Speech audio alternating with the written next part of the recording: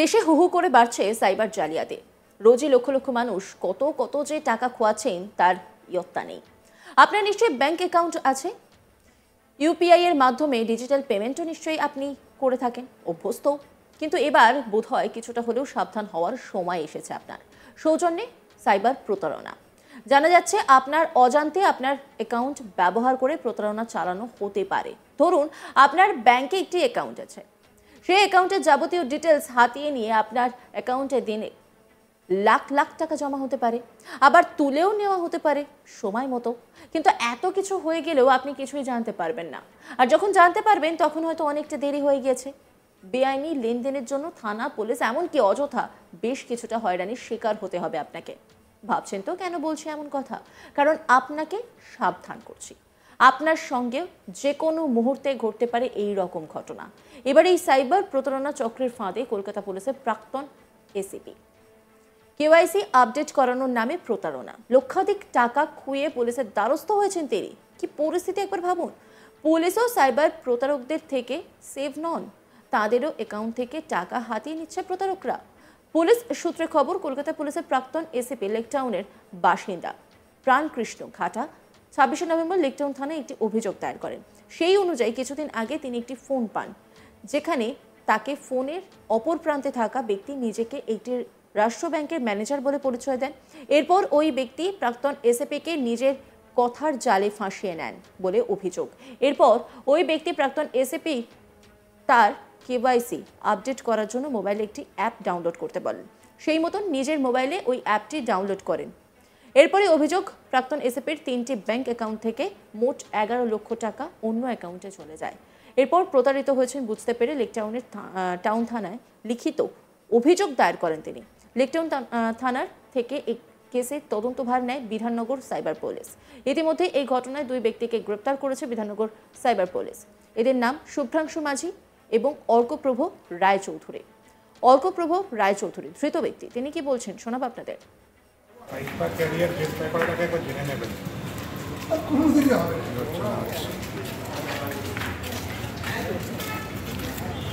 অর্ক তোমার নাম? তো আমার নাম। টিমের কয়েকজন সিম নিয়ে জালিয়াতি করেছে, সেই জন্য আমাকে জিজ্ঞাসাবাদ বা সেই জন্য ডাকাডাকি হয়েছে। আমি মেন মাস্টার মাইন্ড কে?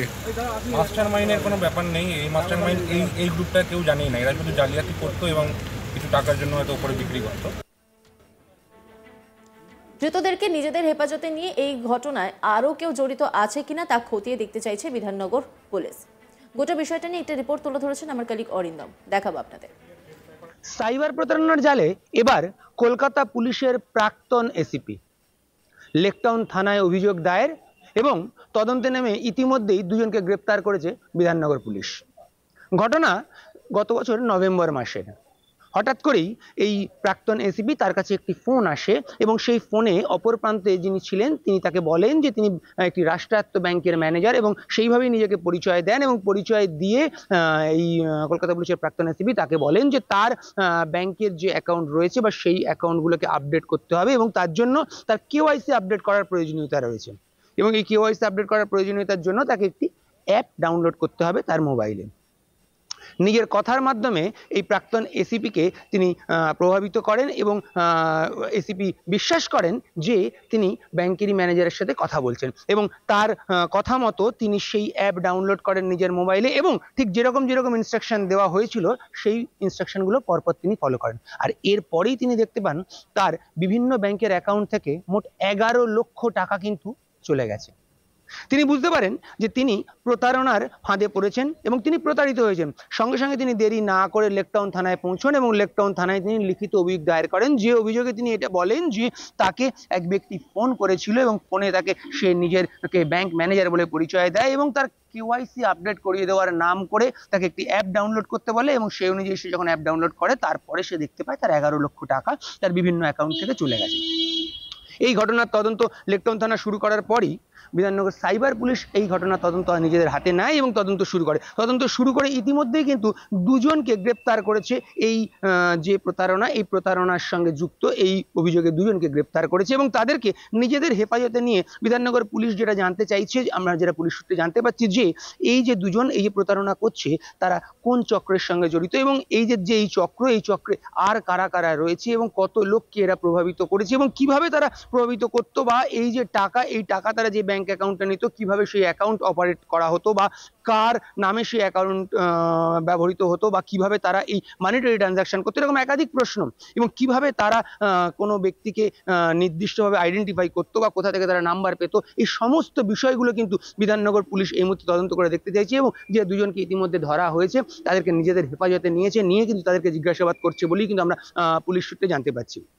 তবে একটা বিষয় স্পষ্ট যে একাধিকবার কিন্তু মানুষকে বলা হচ্ছে যে এই ধরনের বিভিন্ন ভুয়ো কল আসছে এবং তাদেরকে প্রতারিত করা হচ্ছে এবং একাধিকবার মানুষ প্রতারিত হচ্ছে এবং সংবাদ মাধ্যমে কিন্তু সেই নিউজ একাধিকবার দেখানোও হচ্ছে, কিন্তু তারপরও কিন্তু মানুষ সেই জায়গা থেকে বেরোতে পারছে না। এইভাবে কিন্তু মানুষ বারবার প্রতারিত হচ্ছে, আর প্রতারকরা কিন্তু বারবার সেই সুযোগটাই নিচ্ছে, কারণ বারবার মানুষকে বোঝানোর পরেও বা বারবার তারা বিভিন্ন খবরের কাগজে বা বিভিন্ন টিভি চ্যানেলে এই নিউজ দেখার পরেও কিন্তু তারা সেইভাবে কিন্তু নিজেদের মধ্যে সেই যে কনসাসনেস সেটাকে কিন্তু আনতে পারছে না। যখনই উল্টো দিক থেকে এরকম কোনো ফোন আসছে তারা কিন্তু সেই ফোনে বিশ্বাস করে ফেলছে, তারা কিন্তু তাদের বিশ্বাস করে তাদের যে প্রতারণার চক্র বা প্রতারণার যে ফাঁদ সেই ফাঁদে পা দিয়ে দিচ্ছে। অথচ বারবার কিন্তু সাধারণ মানুষকে পুলিশের পক্ষ থেকে বলা হচ্ছে কিংবা বারবার যারা নিউজ চ্যানেলে বা খবরের কাগজে পড়ছে যে এইভাবে কিন্তু একাধিকবার প্রতারিত হচ্ছে। এইটাও একটি এইরকমই ঘটনা যেখানে কিন্তু এক ব্যক্তি ফোন করেন কলকাতা পুলিশের প্রাক্তন এসিপি তাকে, এবং তাকে কিন্তু ফোন করে নিজেকে ব্যাংকের ম্যানেজার বলেই পরিচয় দেন এবং পরিচয় দেওয়ার পরে তাকে একটি অ্যাপ ডাউনলোড করতে বলা হয় তার কেওয়াইসি আপডেটের জন্য, এবং তারপর সে অ্যাপ যখন সে ডাউনলোড করে তারপর সেই অ্যাপের মাধ্যমে তার 11 লক্ষ টাকা কিন্তু হাতিয়ে নেয় এই প্রতারকরা। আপাতত বিধাননগর সাইবার পুলিশের জালে কিন্তু এই প্রতারক চক্রের দুজন গ্রেপ্তার হয়েছে, তাদেরকে পুলিশ জিজ্ঞাসাবাদ করে কিন্তু এই পুরো চক্র এবং এই চক্রের জাল আর কোথায় কোথায় বিস্তারিত রয়েছে এবং কতজনকে তারা প্রতারিত করেছে, এরকম একাধিক জিনিস কিন্তু এই মুহূর্তে বিধাননগর সাইবার পুলিশ জানতে চাইছে। এবং এই মুহূর্তে এই যে দুজন তাদেরকে বিধাননগর সাইবার পুলিশ তাদের নিজেদের হেফাজতে রেখেছে এবং তাদেরকে জিজ্ঞাসাবাদ করেই কিন্তু এই পুরো চক্রের পর্দা ফাঁস করতে চাইছে বিধাননগর পুলিশ। দেশে হু হু করে বাড়ছে সাইবার জালিয়াতি। রোজে লক্ষ লক্ষ মানুষ কত যে টাকা খোয়াচ্ছেন তার ইয়ত্তা নেই। আপনার নিশ্চয়ই ব্যাংক অ্যাকাউন্ট আছে, ইউপিআই এর মাধ্যমে ডিজিটাল পেমেন্টও নিশ্চয়ই করে থাকেন, কিন্তু এবার বোধহয় কিছুটা হলেও সাবধান হওয়ার সময় এসেছে আপনার। সৌজন্যে সাইবার প্রতারণা। জানা যাচ্ছে আপনার অজান্তে আপনার অ্যাকাউন্ট ব্যবহার করে প্রতারণা চালাতে পারে সাইবার প্রতারকরা। ধরুন আপনার ব্যাংকে একটি অ্যাকাউন্ট আছে, সেই অ্যাকাউন্টের যাবতীয় ডিটেলস হাতিয়ে নিয়ে আপনার অ্যাকাউন্টে দিনে দিনে লাখ লাখ টাকা যেমন জমা হতে পারে তেমন তুলেও নিতে পারে, কিন্তু এত কিছু হয়ে গেলেও আপনি কিছুই টের পাবেন না। অন্যান্য খবরের আপডেটের জন্য অবশ্যই নজর রাখুন আজ তাক বাংলার ইউটিউব স্ট্রিমিংয়ে। লাইক, কমেন্ট, শেয়ার এবং সাবস্ক্রাইব করতে ভুলবেন না।